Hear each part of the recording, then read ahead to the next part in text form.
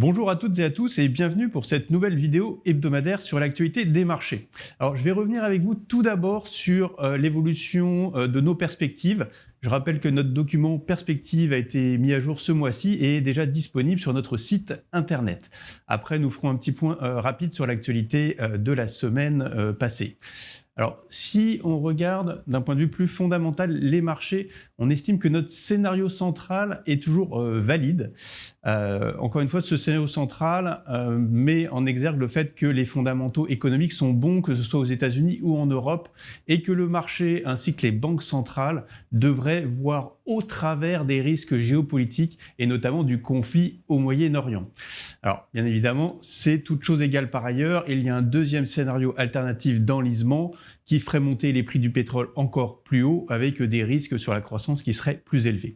Mais revenons quelques instants sur ce scénario central. Donc, dans notre scénario central, nous avons révisé légèrement à la baisse les perspectives de croissance, que ce soit aux États-Unis ou en Europe, mais on reste sur une perspective de croissance aux États-Unis qui devrait se maintenir quand même autour des 2%, voire un petit peu plus, la zone américaine étant assez immunisée des risques sur les prix des matières premières, du fait de son autonomie assez marquée sur différents biens comme le gaz ou le pétrole. Alors, nous avons un peu plus de risques, on va dire, en termes d'inflation. Aux États-Unis, nous révisons également les perspectives d'inflation aux États-Unis à la hausse autour de 3,2%, mais c'est de l'inflation qui intègre justement la hausse des prix du pétrole. L'inflation sous-jacente, quant à elle, ne devrait pas forcément beaucoup augmenter, encore une fois, si le conflit au Moyen-Orient ne dure pas plus de plusieurs mois.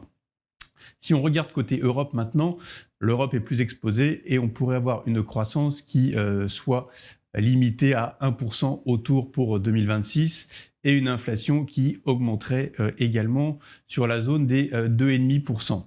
Mais dans ce contexte-là, on pense que les banques centrales, encore une fois, devraient voir au travers du conflit au Moyen-Orient. Donc notre scénario central reste valide et on devrait avoir des banques centrales notamment en Europe, qui maintiennent le taux directeur à 2%. Je rappelle que dans le marché aujourd'hui, on a 2 voire 3 hausses de taux anticipées, donc on estime que c'est peut-être un petit peu élevé dans ce contexte-là. Aux États-Unis, dans notre scénario central, nous avons une baisse de taux en fin d'année. Le marché aujourd'hui anticipe une légère baisse, mais pas forcément une baisse complète pour cette année de la part de la Réserve fédérale américaine. Alors, dans ce contexte, on n'a pas forcément fait évoluer beaucoup nos curseurs en termes de perspective par classe d'actifs. On a remonté légèrement la partie taux et notamment sur la partie taux américain. Donc, on est davantage sur un message de neutralité à une légère surpondération des taux souverains. Alors, toute chose égale par ailleurs, on a des taux aujourd'hui qui évoluent sur la zone des 4,30 aux États-Unis et des entre 3 et 3,10 pour le taux allemand. Voilà, on estime que ce sont des niveaux assez corrects en termes pour être exposé en termes de portage, qu'il y a des opportunités à être sur ces classes d'actifs. Maintenant, on va être prudent pour les prochaines semaines et prochains mois, à plus court terme, sur l'évolution de ces taux.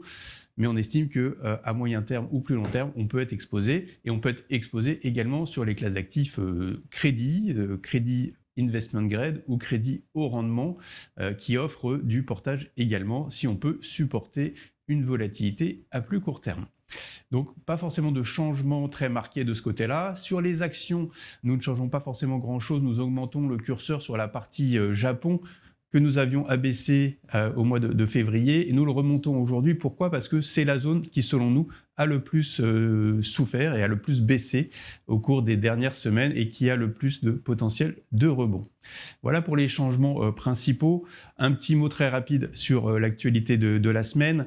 Je rappelle que Donald Trump a, on va dire, annoncé un cessez-le-feu avec l'Iran, un cessez-le-feu pour 2 semaines, et que nous sommes rentrés dans une phase de négociation qui a été bien accueillie par les marchés, puisque les marchés européens et américains ont repris entre 4 et 5% sur la semaine, et on repasse donc même en territoire positif sur la plupart des indices depuis le début de l'année. L'indice MSCI Monde, par exemple, repasse à peu près à 2% de performance depuis le début de l'année.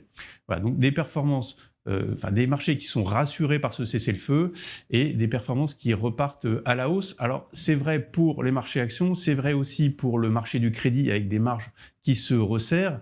Par contre, les marchés de taux restent assez prudents et les taux, comme je le disais tout à l'heure, restent sur des niveaux assez élevés, donc autour de 3,05 pour le Bund allemand et autour des 4,27, 4,28 pour le 10 ans américain. Donc voilà pour la situation des marchés. Un petit mot pour finir sur les marchés actions. Pour vous signaler qu'on rentre dans la saison de publication des résultats. Alors on a déjà les banques américaines qui commencent à publier. On a eu notamment Goldman Sachs cette semaine, alors qui a été un peu sanctionné par le marché, puisque les résultats étaient un petit peu en dessous des attentes, mais les résultats sont quand même bons dans l'ensemble et il n'y a pas de panique, notamment par rapport aux risques que l'on peut analyser sur le secteur du crédit privé. Voilà, aujourd'hui pas d'inquiétude à ce niveau-là, mais ça reste à surveiller. On aura d'autres résultats de banques américaines dans les jours à venir. Et puis, côté Europe, on aura les premiers résultats qui vont arriver également, notamment sur le secteur du luxe, qui sera à surveiller en particulier. Voilà pour les principaux messages. Je vais m'arrêter là pour cette vidéo. Je vous souhaite à toutes et à tous une très bonne semaine et je vous dis à bientôt.